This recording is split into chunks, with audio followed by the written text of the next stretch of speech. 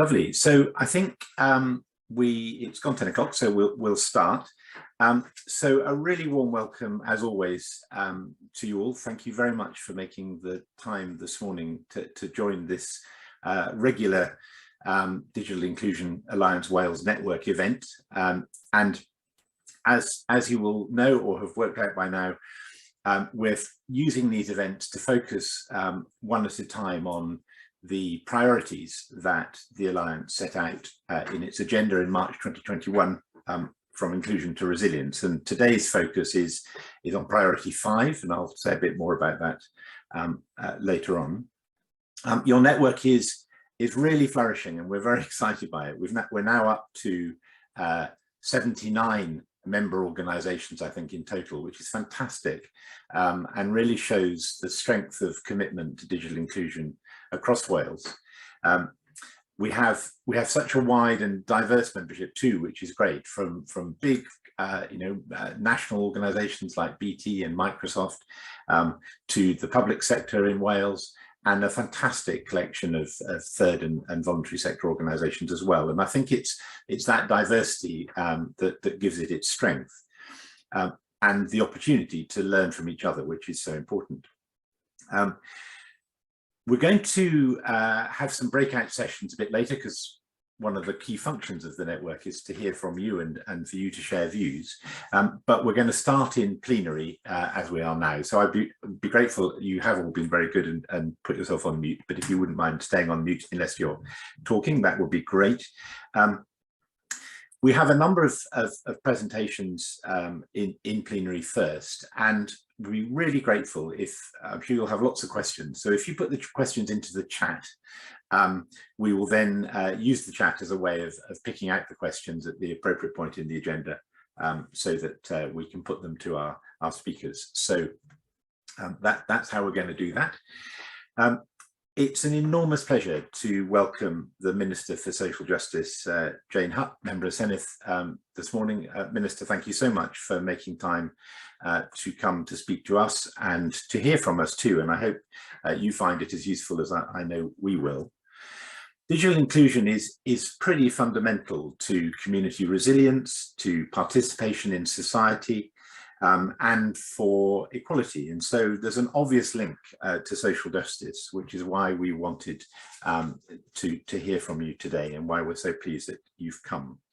So just to repeat that, if people have questions for the Minister or other speakers, to pop them in the chat, and we'll be able to put them to our speakers later. The Minister's kindly going to stay with us for a little while after her talk. She can't unfortunately be with us for the whole session, but is going to stay until we get to the breakouts, which is great. So there will be a Q&A and an opportunity to ask questions after our speakers.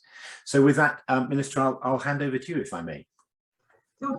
Hamish, Borada Higid, welcome to you all and good morning. And I was really pleased to have the opportunity to attend your Digital Inclusion Alliance Wales meeting today. It's a real opportunity for me to learn about the work you're doing and the challenges you see as we strive to tackle digital inequalities. Because I think as a society, we have been guilty of taking for granted the importance placed on everyone with regard to being digitally confident, having the motivation, the digital skills and access, including access to devices and connectivity to engage with digital technology. And many of you will know from the National Survey for Wales that 7% of Welsh adults aged 16 and over still do not use the internet. And it shows we need to do more to overcome the barriers to digital inclusion, be they lack of motivation, digital skills, and critically, affordability. And when discussing affordability, we must consider the continued rise and impact of the cost of living crisis for our citizens, which of course for many of your customers is of great concern. And we already know, and we're in a cost of living crisis, in addition to the rising costs for energy, petrol and food, indications of significant price rises for other products and utilities, which will have a direct impact on our work, most notably the increasing costs of broadband and data, And this is at a time when connectivity has become critical for people to maintain social connections, access public services, and manage their health and well-being. The impact of these increases to our living costs will not only impact those offline, we must acknowledge the increased risk to those digitally included, no longer being able to afford their existing broadband and or mobile data payments. And unfortunately, people are making tough choices. We know about those tough choices. You know about them. During the pandemic, we heard of examples where people had to make a stark choice between maintaining an internet connection for education, social connections, or paying for food and heating.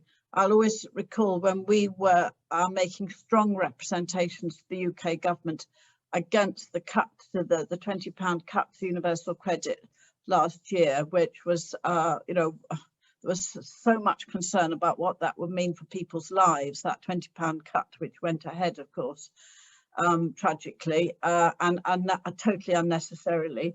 That the people were saying, well, you know, not just heating or eating, but also our children's access in terms of access for school and digital inclusion.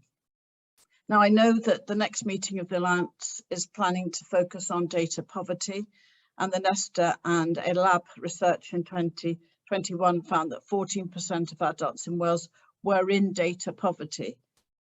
I think there's a clear need to understand and learn more about the wider implications of data poverty and the impact that the rising cost of connectivity will have over the coming months. The pandemic brought the digital inclusion agenda to the forefront for many people and organisations, and while it's helped to raise awareness of the digital inequalities people face, there's an increased risk that many see digital as the only or default solution. Our digital strategy for Wales, a programme for government commitment, makes clear that people who cannot or decide not to participate digitally, alternative ways to access public services in Wales must remain available.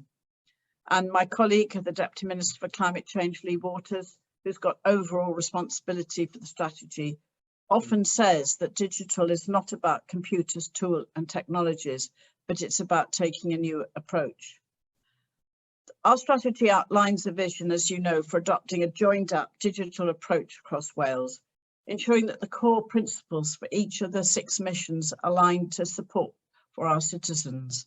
Mission 2 of the strategy commits us to support everyone to gain the motivation, confidence and basic digital skills needed to make informed decisions and choose how they participate in and make the most of digital.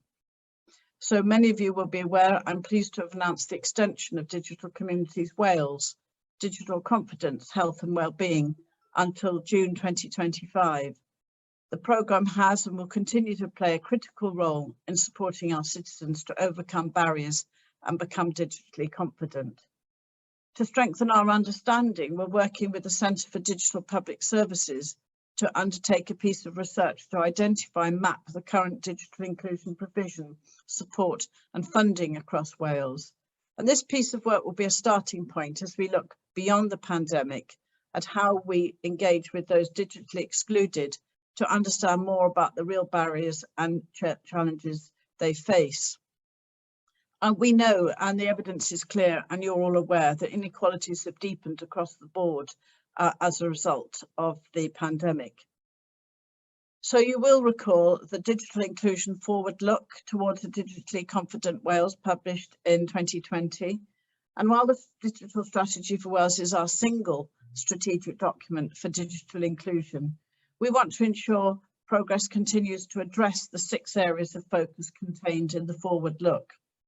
In the spring of this year, we will publish a progress report on gov.wales, which will be an assessment of our Forward Look achievements so far.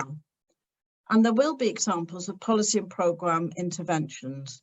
This will include the work we're doing with the big issue through the funding of the first digital and financial inclusion coordinator posts across the UK, aimed at supporting vendors who become digitally confident.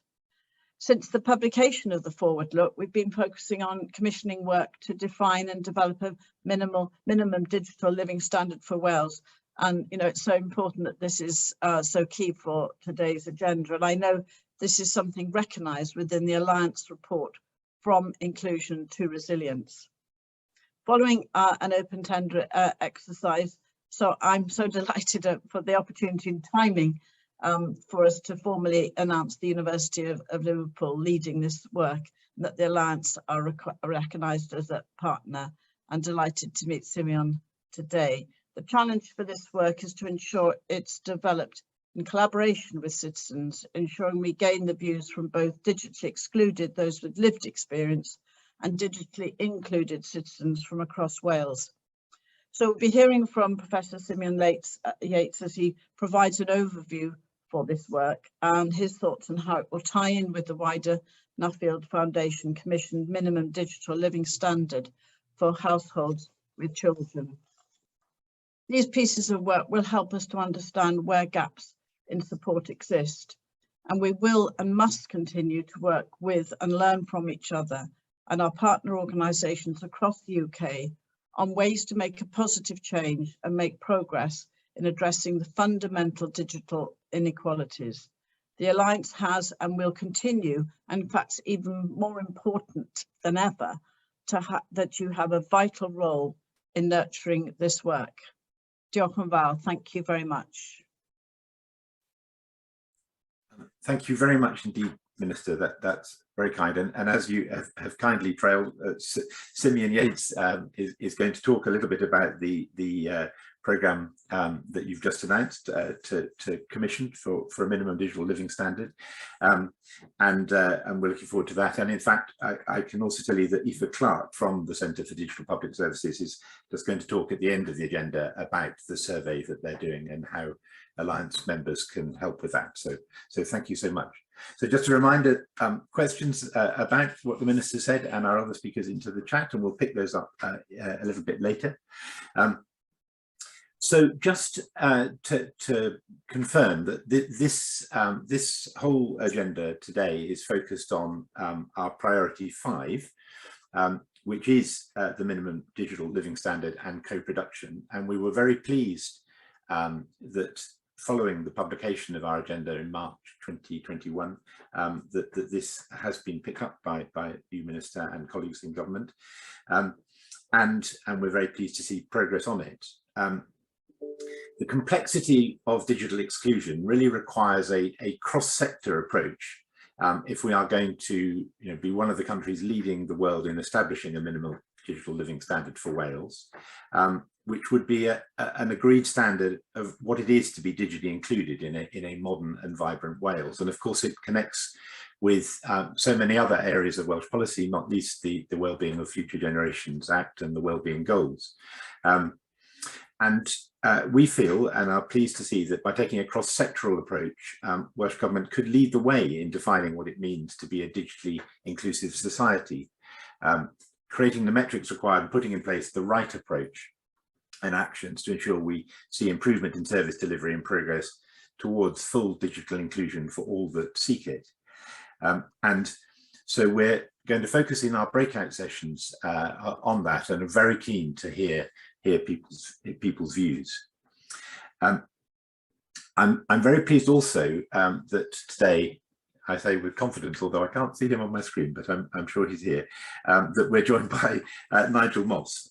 So Nigel is the Head of Digital and Financial Inclusion for Welsh Government, and he's going to give us an update on progress on a minimal digital living standard for Wales, I believe. Thank you, Nigel. Morning, Hamish. Thanks for the introduction. Can you hear me and can you see me clearly? Yes, I can see and hear you. Thank you. Thank you. So yes, thank you for inviting me along today, and thank you also to the Minister for that update as well. It's an exciting time just at the moment. The minimum digital living standard work is a really important piece of work from our perspective. We've already seen a recent announcement about a new national indicator for Wales around the status of digital inclusion. And this piece of work sits nicely alongside that. It's really important to understand what constitutes a minimum digital living standard, and it'll be great to do that in Wales and be seen to be at the forefront of a piece of work like this. So in terms of developing that status of digital inclusion, we're having conversations at the moment about how we might measure that, and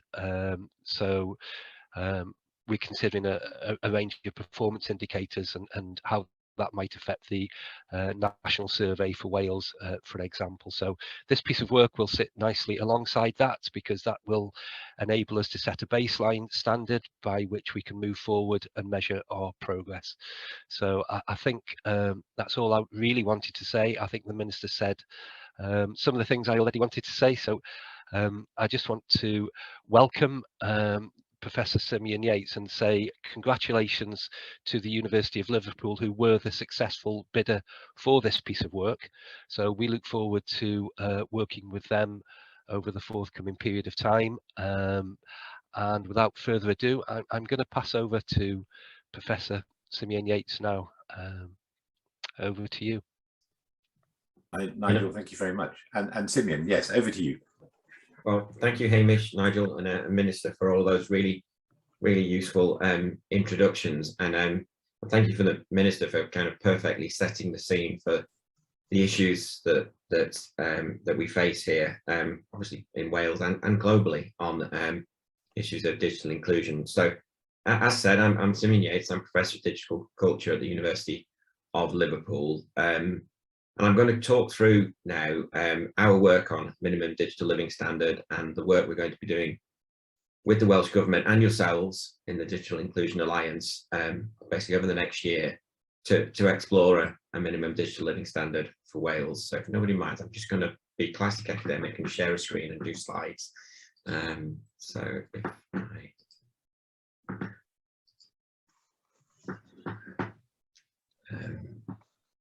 just make sure we get going.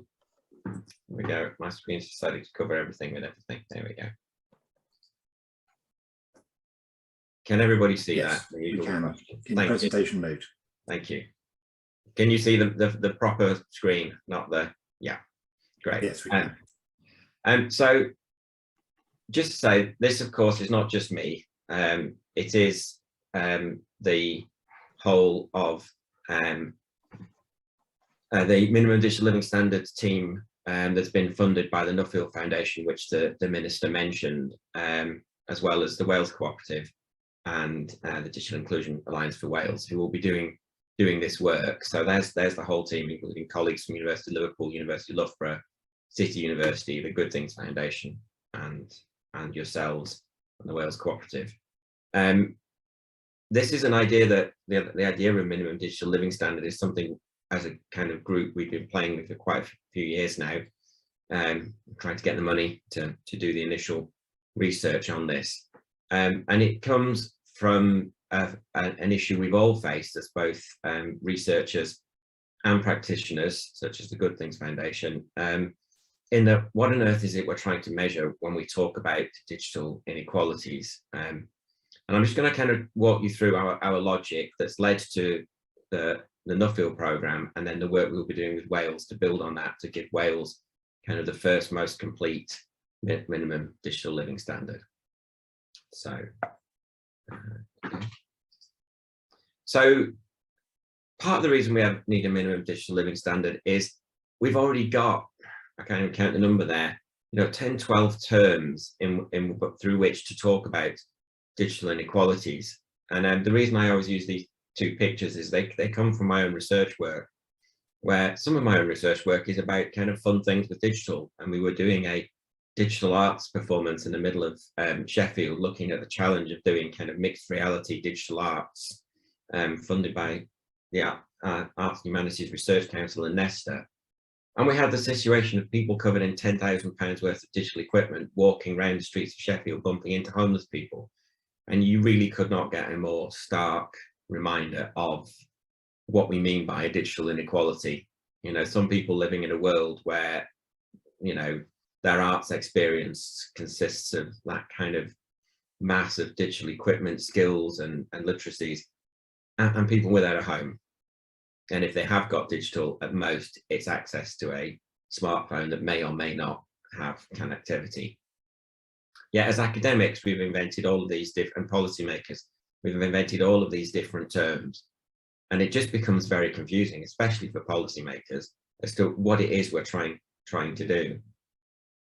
The other issue is, you know, and I am an academic, what on earth do you measure? You know, do you measure difference in access? Do you measure difference in skills? Do you measure differences in types of use? Do you measure differences in the benefits that people get from using it, or the hazards they are exposed to? And so, I mean, I, in my own research, have built quite complicated statistical measures to understand, you know, the types and natures of digital inequalities. But the reason for the I, Daniel Blake, is there is also that lived experience of trying to fill in a universal credit form on a smartphone, or in half an hour in a library, or a citizens advice centre, or a church hall with some help. You know, it's great to measure it, but it's also important to understand what it means. So bringing all of those challenges together, we started talking about a minimum digital living standard. And so what is it? What do we mean by that? Well, we mean it's a novel approach to understanding digital exclusion, and it's based on households, not individuals, because we understand that the kind of personal context of people is just as important as their own individual skills. And it's not just a list of kit and broadband speeds. That's just one of those measures on the previous slide. What we've done is we're working with the University of Loughborough, who have what they call a minimum income standard measure, which is often used to set things or provide the debate around what's the minimum wage, or, you know, the living wage. And it's based on a methodology that's grounded in consensus consultation with citizens. Each year they go out and they talk to lots of different types of households together, mixed up together, to talk about what's the minimum you need in terms of goods and services to have a basic minimum living standard in Britain. What we want to do is take that methodology and ask that question specifically around digital needs. Because in the minimum income standards work, which is really about what income you need, the digital box is just a little box. We want to expand that box and say, what do you need? So it's not a top-down assessment, though it does have expert input and stakeholder input. So it focuses on a minimum standard that citizens agree a household needs to meet the basic life they would value. So it's a minimum basket of digital goods, skills, services that households need in order to have an adequate quality of life and participate in society. And importantly, it's a minimum. It's not supposed to be the ideal or what we would all desire to have in a perfect world. It is the minimum to ensure that you don't fall out of the basic quality of life that you value, or that, you know, collectively we have come to a consensus that to agree to value. I mean, another way of writing it is, you know, it's the digital access, kit, skills, home facilities, community support, etc., you know, that deliver your social, work, family, educational, entertainment, community, civic life as a minimum to be an active member of society. So we're going to build on our the Welsh Minimum Digital Living Standard on the work we will be doing that's already been funded by the Nuffield Foundation. We're already doing field work now. The first round of field work looked at all household types and captures essentially a consensus of a kind of definition of what a minimum kind of digital quality of life looks like. The next rounds of field work after that, and there are 2 more rounds of consensus engagement over the year, you know, multiple groups, focus groups and discussions. They then kind of turn that into something concrete for different types of households. For the national project, we're focusing on households with children. What we will then do is build on that to develop the minimum digital living standard for Wales later in the year. For the big national project, like I said, field work underway now. Sort of late summer, going into Christmas, we'll start to design a national questionnaire so we can look at this kind of quantitatively across the whole of the UK. And then we're going to do some geographic mapping to see which parts of the UK meet or don't meet, or are likely to meet or don't meet, which kind of households, which lower super output local areas are likely to meet that standard or not. And throughout the whole project, we've got active engagement with stakeholders and policymakers to try and ensure that the minimum digital living standard is a tool they can use. So what's the Welsh one going to look like? This is going to build on the Nuffield one and expand it. The Nuffield one is kind of narrowed down to certain household types because of funding, etc. We're going to use that as a baseline and expand it for Wales. We're going to start a first phase with an extensive engagement with stakeholders such as yourselves. So watch out, we may get in contact with you, just to talk about what is specific about a minimum digital living standard for Wales, the communities you engage with, the organisations you work with, and the challenges that are specific to Wales, to do with location and so forth, to ensure that we are building one that is relevant to the Welsh context. We'll then undertake further of those participatory kind of groups that we are doing nationally in Wales, to expand the household types and the information for Wales. We will already be doing some Welsh field work as part of the national project, so we're going to build on top of that. And in the second phase, we're going to explore the experiences of Welsh citizens that we see as being below that minimum digital living standard and what they see as their need, the ways to support them to reach it. And importantly, explore therefore how the Welsh MDLS will work for stakeholders, policymakers, charities and organisations such as yourselves to make real change on the ground in Wales. And that's me, actually. That's everything. Simeon, thank you very much indeed, and that's really helpful. And I think what's so exciting is that because there was already the work going on with Nuffield, we're able to get great value, I think, out of the work that you're going to do by building on that. So, and it also, I think, for me, means that there will be alignment in the approach between the other nations of the UK and Wales, because I think it would be difficult to have a fundamentally different and we may have to get different answers, but the approach being the same would be very helpful. So that's that. So there are already quite a few questions in the chat. A number of those I'm going to direct, I think, probably to the Minister. But Simeon, there is just a couple very specific ones, perhaps to pick up quickly with you. You listed some of the functionality, if you like, the things that people would want to do with digital in your slides. And Joanna is saying, should access to health be one of the things that's on there?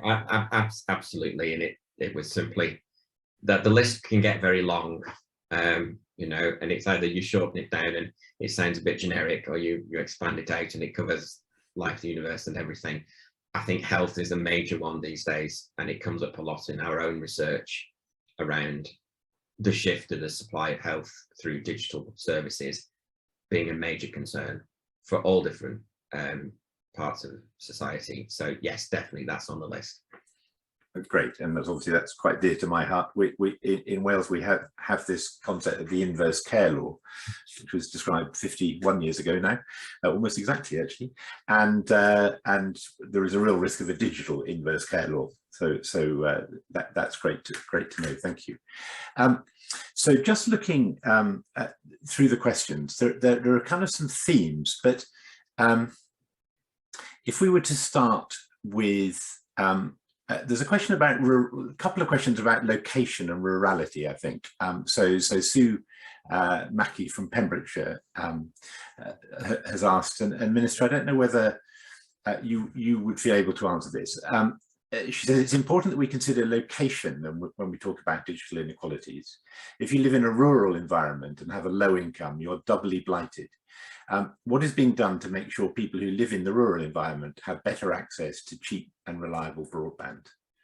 Now, obviously, some of that's a UK matter, but I don't know, Minister, whether there's something you'd like to say about that from a Welsh perspective. Well, I think there's an interesting link to that question to the question from Aled Davis, the comment from Aled Davis about the group of churches locally in the Clean, which obviously in a rural community, bringing together the churches for a community public space, etc. And so, I mean, all I can say really today, I think Nigel's still with us, is that we'll look at all of these points that come through. And I mean, I'm sure that Simeon, and through his research, will be looking at all of the dimensions, obviously, socioeconomically, rural, urban. You know, I'm glad you've mentioned the inverse care. Law. It goes back, doesn't it, a long time to Julian Tudor Hutt. Yeah. We've got to tackle inequalities across the board, but in terms of the rurality, I think those are really important points. Can I just say also, we have got such a strong network of which we fund, and it has been very important in the pandemic, our county voluntary councils across Wales, and they play a key role. I don't know if we've got any representation here in the Alliance, because they are the sort of place where third sector, particularly organisations who are working with some of the most disadvantaged and digitally excluded, but also our colleges, FE particularly, and I think the education points that have been made. So all I can do probably, Hamish, before I leave you, is to say that all of these points in the chat and everything that has been said, we'll take back and ensure that we can feed back to various policy officials and ministers across the Welsh Government, because it's very much a cross-cutting issue for us. Thank you, Minister, and exactly that. You know, the questions around, or the points, as you say, around education, you know, clearly cross over into that ministerial responsibility. The new curriculum for schools, which is, I've slightly lost what has launched, is about to launch. Anyways, certainly is trying to address that at school level, but a really helpful point about FE and higher education.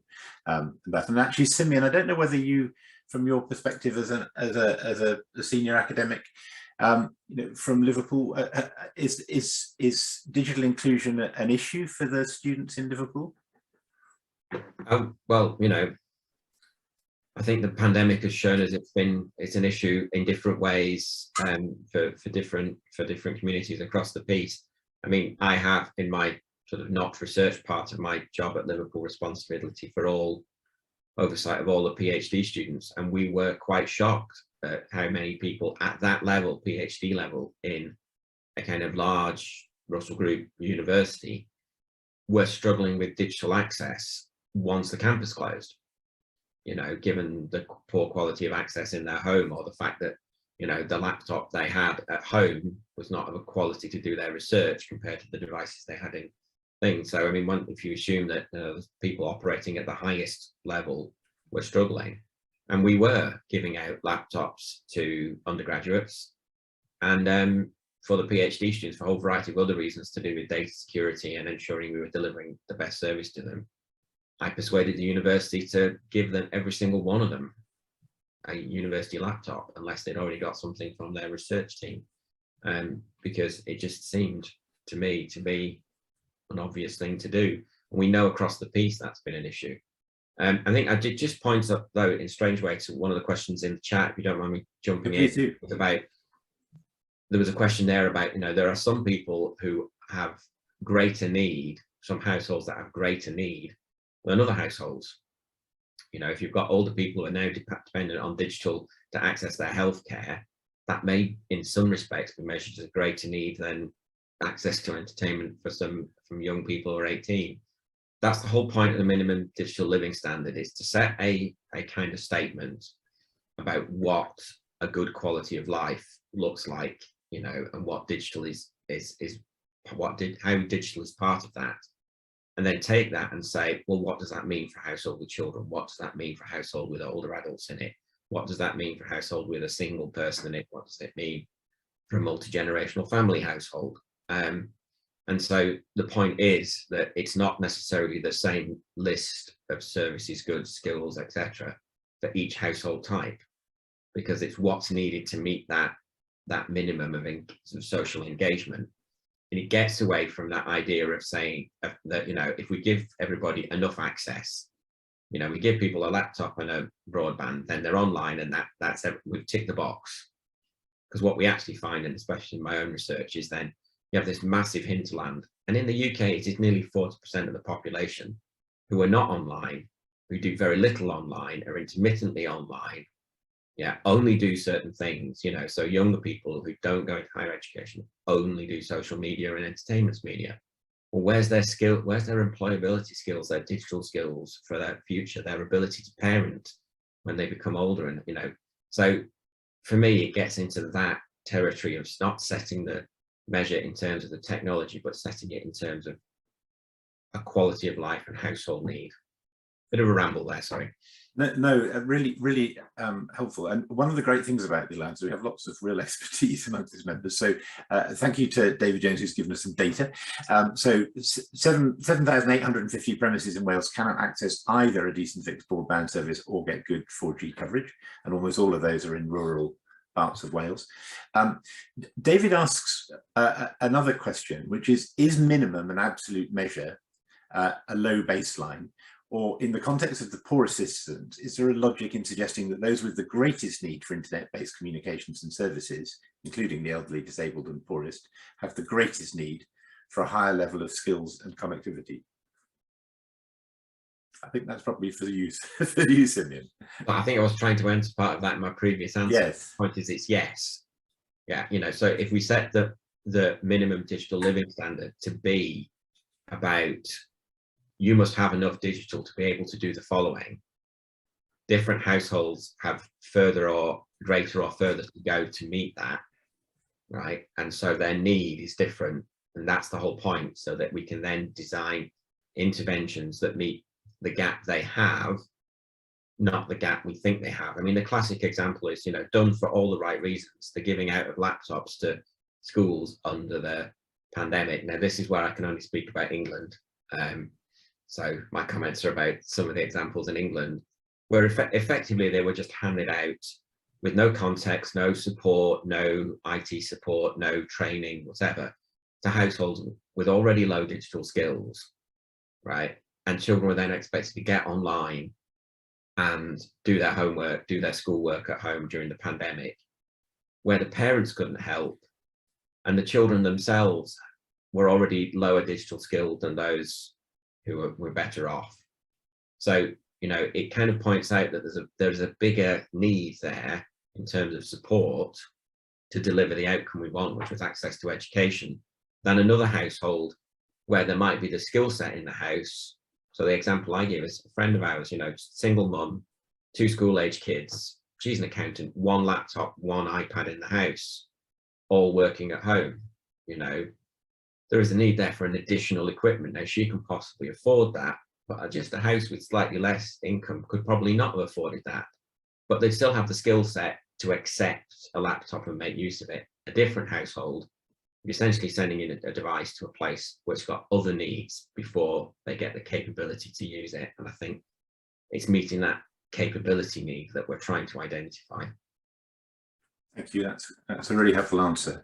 One of my colleagues in Swansea University, Michael Draper, who leads on inclusion in this university, echoes your comments about higher education learners, and says that we've loaned laptops for students to do remote assessment, but actually using loaned equipment adds to their anxiety because they're not confident about the equipment and so on.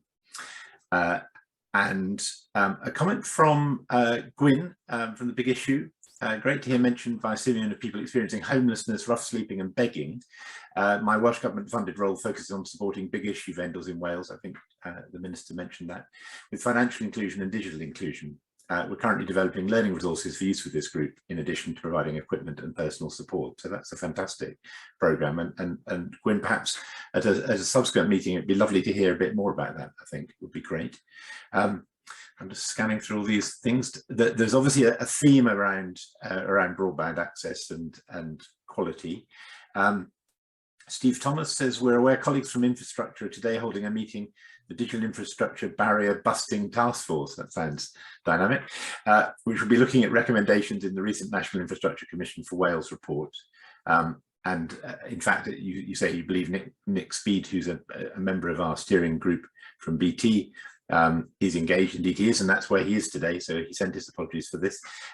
They'll be looking at the rural urban issue of connectivity, and I'm sure any of us who live even a bit outside the urban conurbations of Wales will know neighbours who have real struggles with connectivity. Simon Renault, also a steering group member and from the Centre for Digital Public Services. It was great to see the Digital Communities Wales programme providing digital devices to care homes during the height of the pandemic, and alongside this providing training and support to make use of them. Yeah, I was peripherally involved in that, and it was fantastic. I think we had 1,000 devices, iPads and tablets, and also 4G hubs to put into care homes, and there was a lot of learning from that.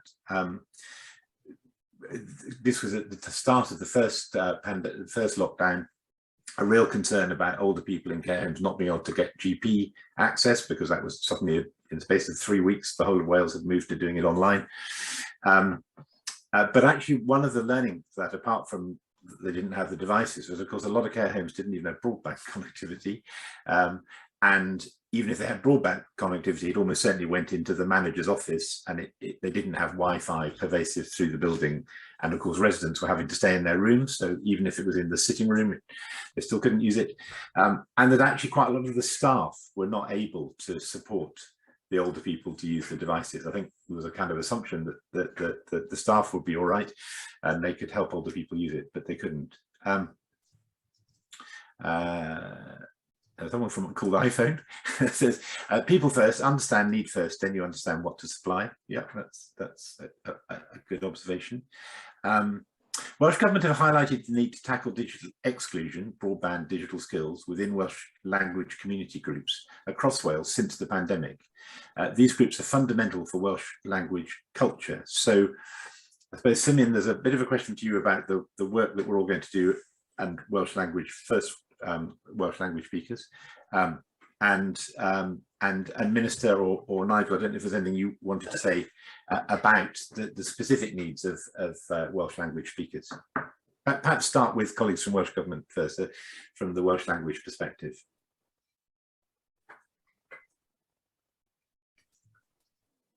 So, Nigel, are you still there? Hi, Hamish. Am I coming through now?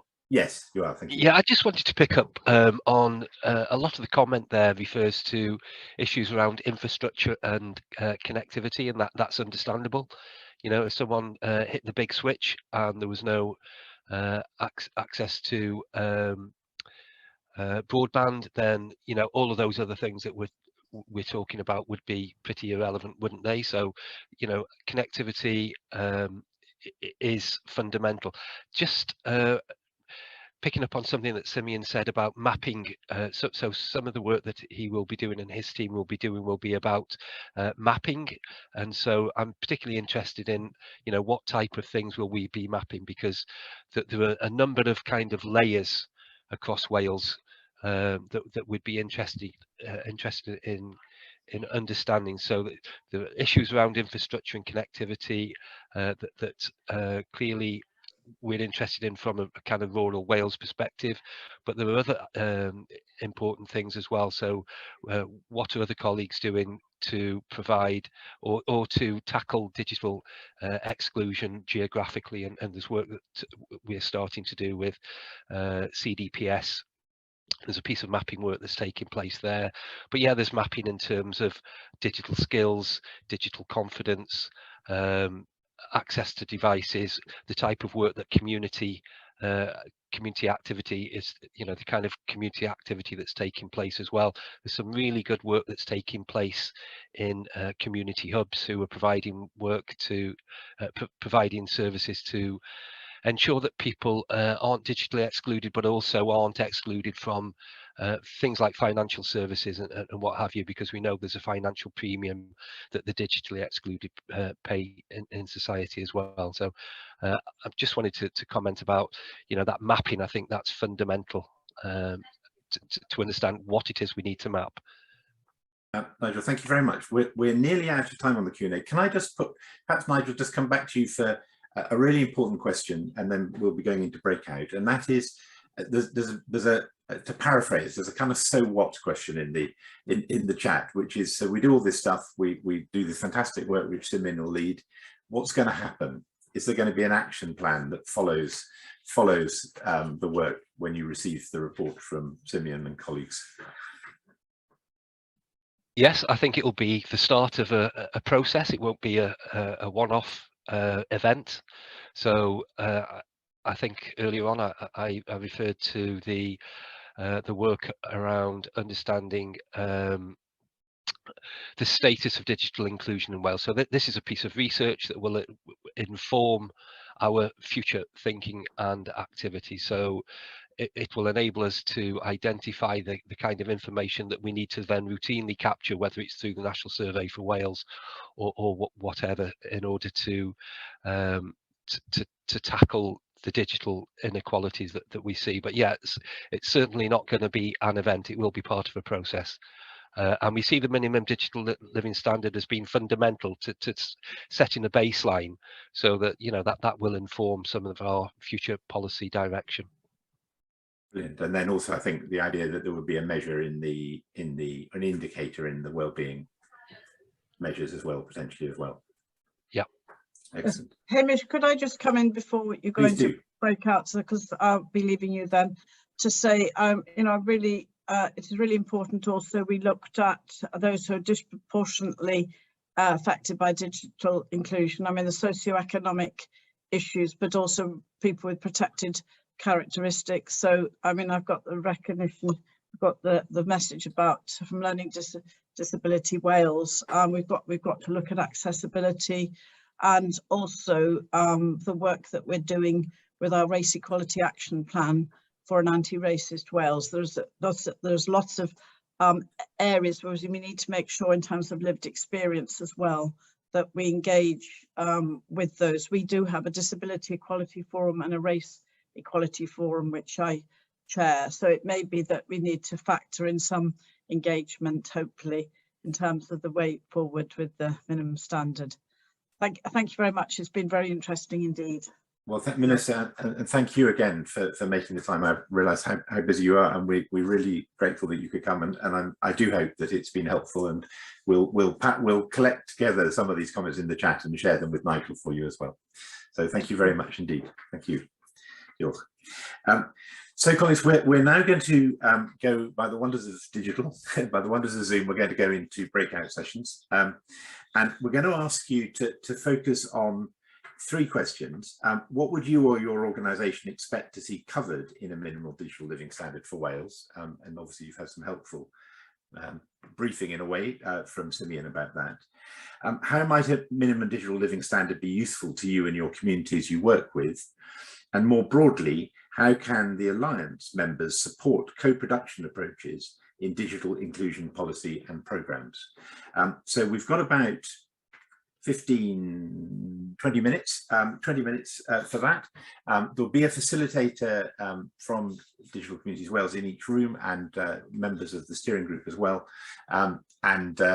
We're going to record those as well, not to publish the recording, but just so that we can capture the learning into some notes afterwards across the different rooms.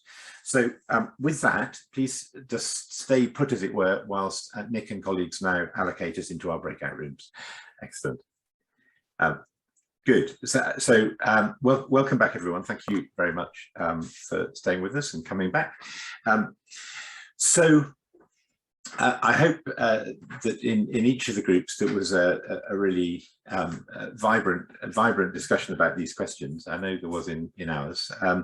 So we're not going to go round each group and ask for a sort of 5-minute presentation of what was said, because A, we don't have time, B, that's dull, and C, we have the benefit of the recording. So we're going to use the recordings to capture the themes and the key points to aggregate together.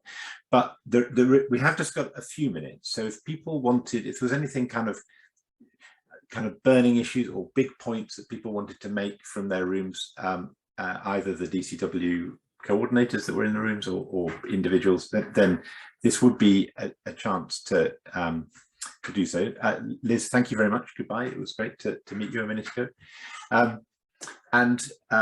So, I mean, I don't know whether anyone wants to there's something you really want to say at this point to make sure we don't lose sight of it, in which case now would be the chance. Please do put your hand up if you want to do that, and which you do by clicking on the reactions tab at the bottom of your screen, and then the no, you don't. Yes, and then the raise hand button. Yeah. Yes, David Jones. Hi, yeah, hopefully you can hear me now. Thanks, Hamish. I just want to raise one thing, which is that for a while at Ofcom, we've been tracking lots of data, but two in particular. One is people who cannot get connected at all. And we know that that number is going in the right direction, and we all want to see it faster. But the other number that we track occasionally is the people that just don't want to be connected, that don't feel the internet's something for them at all. And that figure's been really quite stubborn over a little while. COVID was good because it encouraged people to sign up, and that was great. And we don't know obviously yet how post-COVID, if there is ever going to be such a thing, that number is going to continue to decline. But I'd just be interested if anybody else had any thoughts on what should be done about people that just don't feel the internet is right for them. Do we get into that territory where it's a bit like mandatory vaccines, that it's a good thing for you, we're going to impose it on you, or do we just accept there'll always be people who simply don't want to be connected? So I'll bring in a couple of people to answer that. I think, I mean, there are data. There's a combination of people who don't see the point, and then people who are very anxious. There was a comment from Simeon too. People who are anxious about it, they're worried about security, but there are an awful lot of people who just can't see the point. Why would I, as well? So lots of comments in the chat. I'm going to have to open my chat so I can read the chat. Lots of comments in the chat. Joe from Digital Communities Wales. Thanks, Hamish. I guess the short answer from me to that question, David, would be we can't force people. You know, people make choices, and if people don't want to get online, then that's their prerogative to not use online services. I think part of the work DCW does is to encourage people, but also to kind of find the hooks to try and engage people digitally, because quite often it is around the confidence, or, you know, people are wary about it. They're worried about how they stay safe online. And if you can work with somebody and find the hook to engage them, then it's easier then to encourage them to kind of continue and use more and more services. But the reality is some people, it won't be for them. And that's why we still have to provide services in other formats for people to engage with services in the way that they want to. We can't force them down a digital route. We can only encourage them. That's my opinion. Thank you. Lovely, and it's an opinion shared by many people in the chat. With some helpful suggestions, as Simon Rono points out, you know, one of the things is to make it both easy and great, and then people will be more inclined to use it. And making it relevant to them, so something around people's interests and hobbies, and saying, well, you know, you may not be interested in the rest of it, but you know, you could sort your fishing tackle out online, that's good.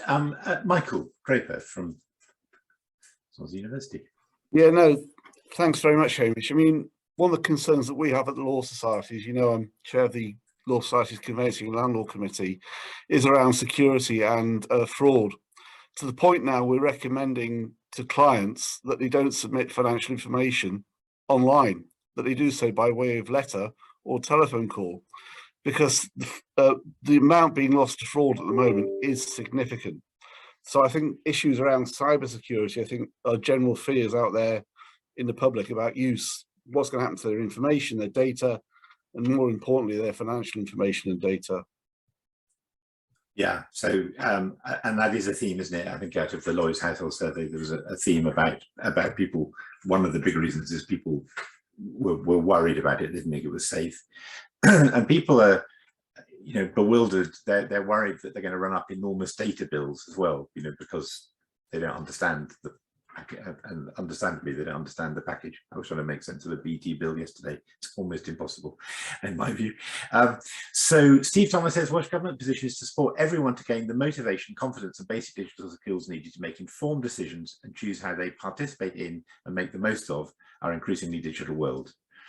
The main point from this is that the choice remains for the citizen, but we want to ensure they're digitally confident either way, so that they have the opportunity and they have the option, and it's then for them to take it. And that was a bit of a theme that came from our group discussion as well.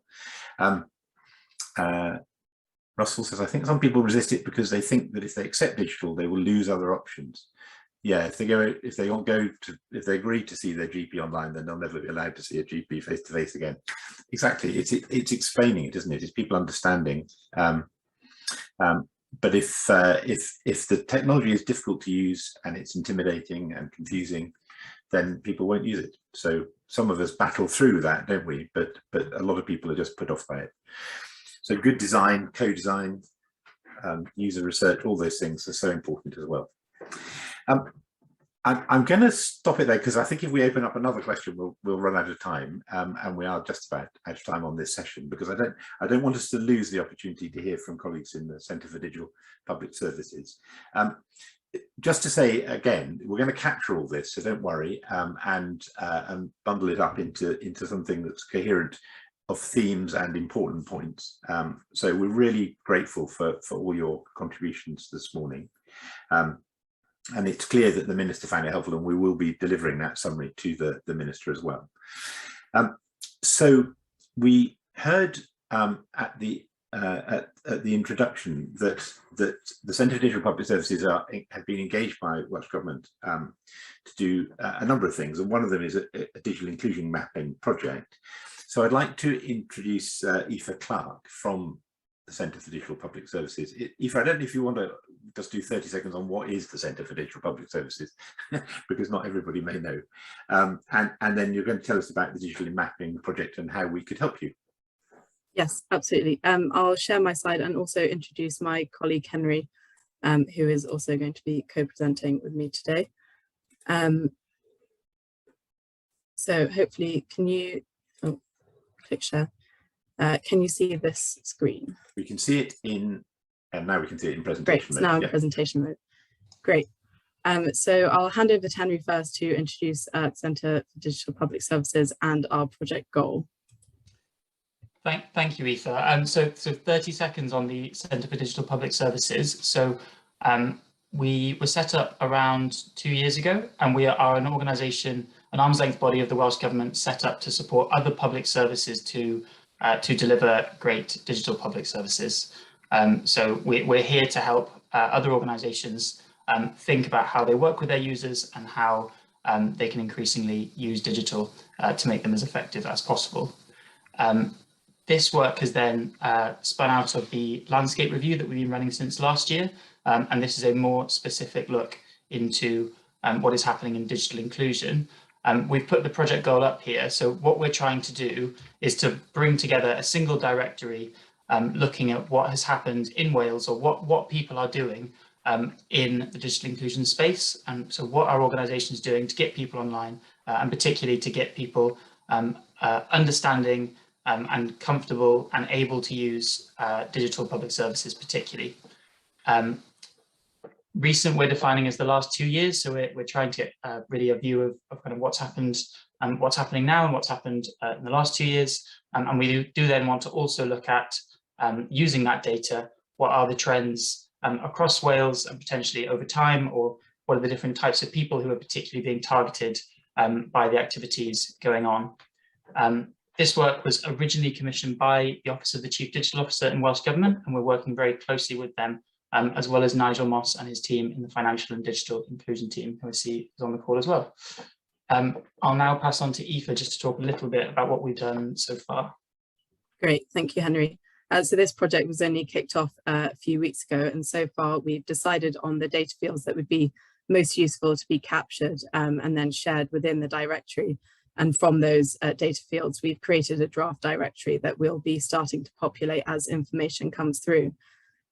We have met, as Henry mentioned, with 8 organisations so far, such as Digital Communities Wales, the Wales Cooperative, the Good Things Foundation and others. And some of you are on this call, so thank you very much for your time that you've spent with us. We've tested our approach with them and begun to populate the directory as a result of the information they've provided us. We've also drafted a survey, and this will gather data on what is being done to support digital inclusion outside of activities run by Digital Communities Wales. So hopefully that will capture in more detail what local organisations are doing on the ground right across Wales. So in terms of the directory, we'd like to make this really usable, and therefore we'll be sorting what people are doing to support digital inclusion into different categories. So these will be what people are doing to directly assist people to use digital services, making sure that people can access and afford broadband and mobile data, and that's been highlighted a lot on this call about data poverty.